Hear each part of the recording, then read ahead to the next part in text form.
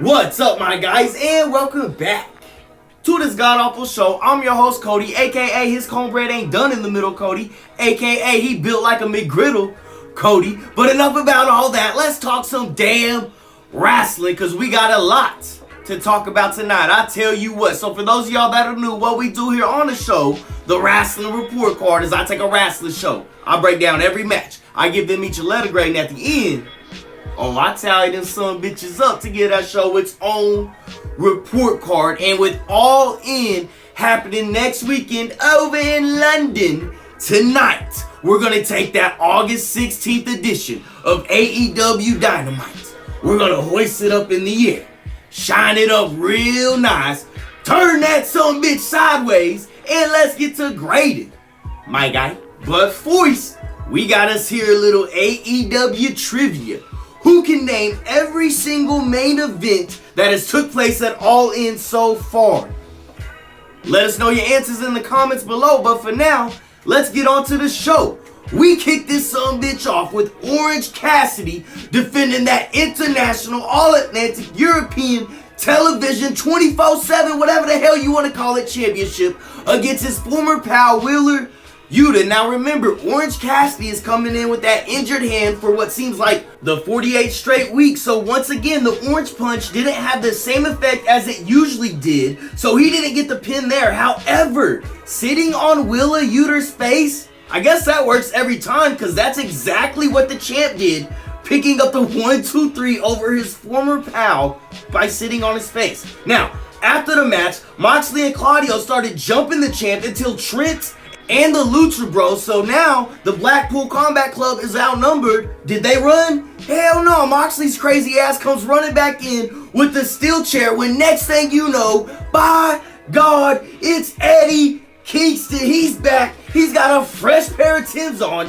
and he wants a piece of Claudio's ass. He hates that bald-headed sumbitch. I tell you what. He made a beeline for him. They're throwing down. Then, after running them off like scalded dogs, Eddie got on the mic and said at All In, it's going to be a stadium stampede. And we find out it's going to be 6-on-6. I don't know who the hell's going to be in it. My only thing, personally, I would have rather seen like Moxley go against Eddie. Maybe if Eddie wins, he can face Claudio. I don't know. We could have done a couple singles matches out of that, but I ain't going to focus on that. For what we just saw for the opening act, I'm going to slap a B on that sumbitch. Now, we go back over to Jacksonville, where we got Kenny Omega doing a sit-down interview with good old JR, when out of nowhere, that sack of shit Don Callis popped up, and he didn't come alone. He brought Takeshita as well as Jay and Juice, and they blindsided Omega, whooping that ass. Then we flash over to a hospital parking lot, where we see Hangman Page drinking a beer. What? And he said, that ass whooping, that was weak. You should have finished the job, because come All In, before he could finish, it came a worker who was like, hey, you can't drink a beer here in the parking lot. My only question to that is, how do y'all think Stone Cold would have reacted to that? Let me know down in the comments below. Now, we jump back over to the stadium. We have that sack of shit.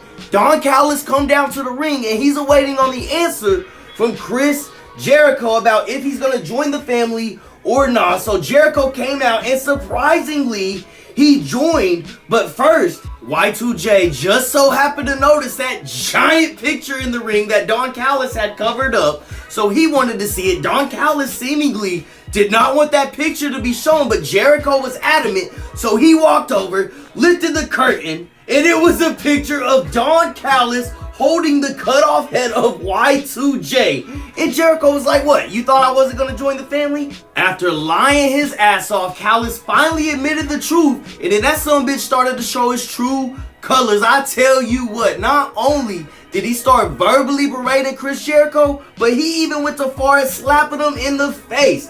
Now, Jericho retaliated, but there was Takeshita waiting in the win. Jericho saw him. However, he did not see Will Ospreay, who popped up out of nowhere. He cracked Jericho's skull with his steel chair, and if as that wasn't enough, he and Takeshita held Y2J down. Don Callis then grabbed that picture and damn near put Jericho's head through that sumbitch. I tell you what. Then out came Sammy Guevara to save the day, and did you hear that pop? That just goes to show that Don Callis can get anybody over, and that's a fact. Now later on in the episode, we see that Chris Jericho issued a challenge to Ospreay at All In, where you're gonna have 80,000 plus cheering that sumbitch on. So why are we making Jericho the babyface?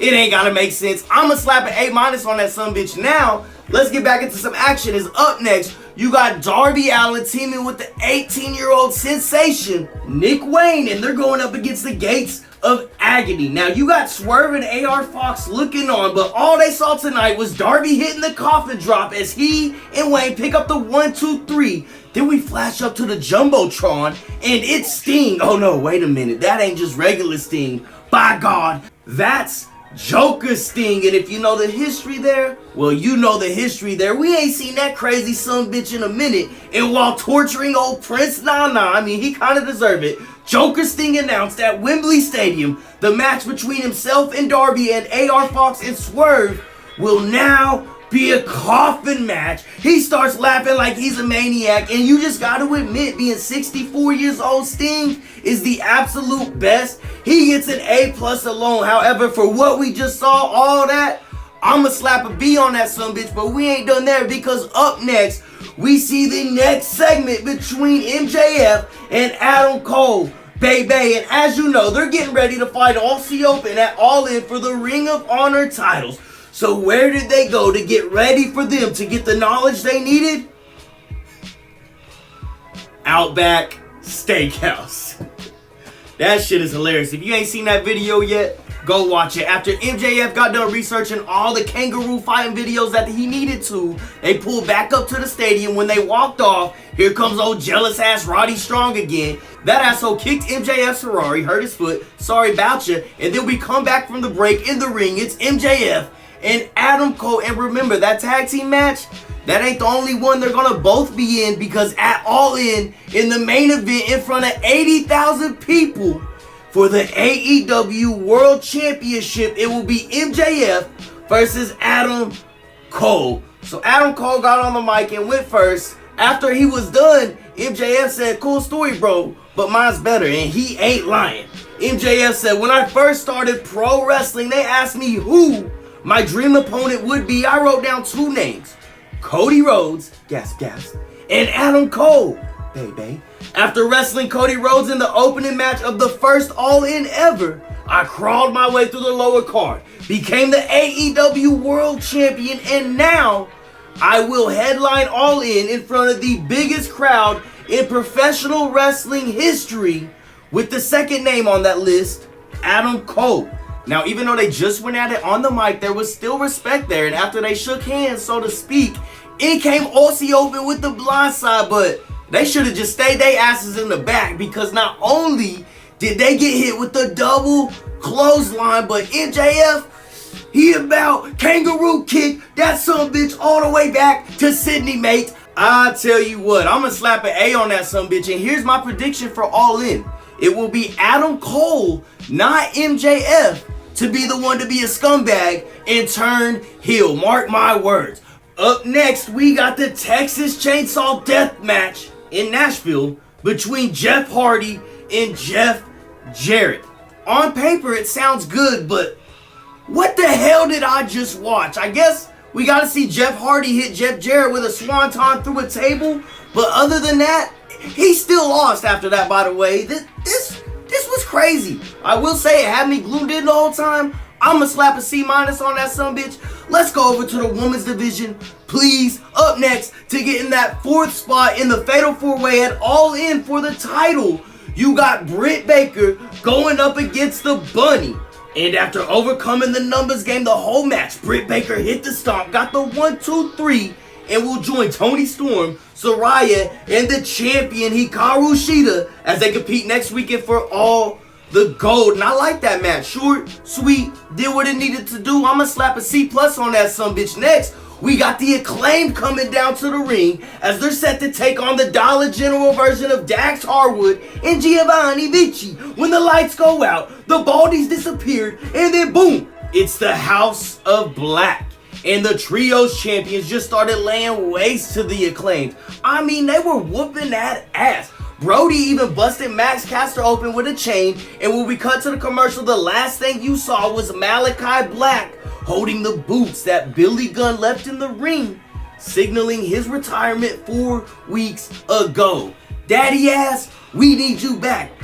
Yeah, I never thought I'd ever say that sentence in my life, but it's 2023, and here we are. I'ma slap a B- on that sumbitch, but that's enough of the talk, because it's time for the main event. You got the Young Bucks taking on the Ass Boys, brothers versus brothers, and we didn't even wait for the bell to kick this sumbitch off. I tell you what, the Young Bucks cheated their asses off to get the 1, 2, 3, but no time to celebrate, because after whooping Kenny's ass earlier, once again, it's Jay and Juice, but right when they were about to end somebody's career, I mean, go watch, they almost broke somebody's arm there, out came the Young Bucks all-in opponent, the AEW champs, FTR, to save today and tonight. Cooler heads may have prevailed, but come next Saturday in the epic trilogy of this rivalry, with those tag team titles on the line in front of 80,000 plus, we're gonna witness an all-out brawl at All